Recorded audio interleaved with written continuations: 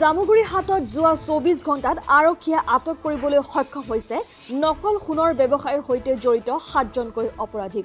জামুগুৰি আৰক্ষীয়ে বিশেষ সূত্ৰৰ পমখেদি দীঘলী চাপৰিৰ পৰা নকল সোণৰ বিস্কুটসহ সাইফুল ইছলাম, হাফিজুল আৰু জিয়াউল হক নামৰ ৩গৰাকী অসাধু ব্যৱসায়ী আটক কৰিবলৈ সক্ষম হয়।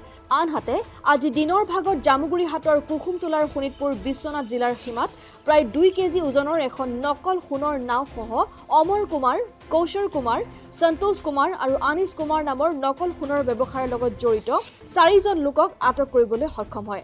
আটক কৰা ৪গৰাকীৰ ঘৰ বিহাৰৰ সমষ্টিপুৰ জিলাৰ বুলি আৰক্ষীয়ে জানিবলৈ দিছে।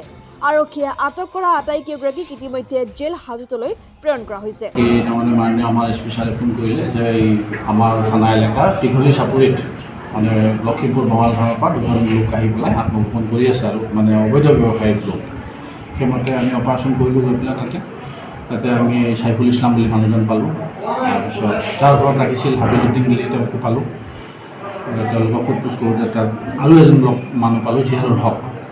এই ৩জন মানুহক আমি হেৰি কৰিলোঁ, কৰায়ত্ব কৰি তেওঁলোকক সোধপোছ কৰি তেওঁলোকৰ তাত আমি প্ৰায় ৫০০ গ্ৰাম ওজনৰ এটা মানে ফেক আৰু ভেজাল সোণৰ টুকুৰা এটা পালোঁ। টুকুৰা এটা পালোঁ তেওঁলোকক লৈ আহিলোঁ। লৈ আহি পেলাই সেই মৰ্মে কেছ এটা ৰেজিষ্টাৰ কৰা হ'ল। জামুগুৰি হাটৰ পৰা ৰাতুল হাজৰিকাৰ ৰিপৰ্ট, অসম আদিত্য।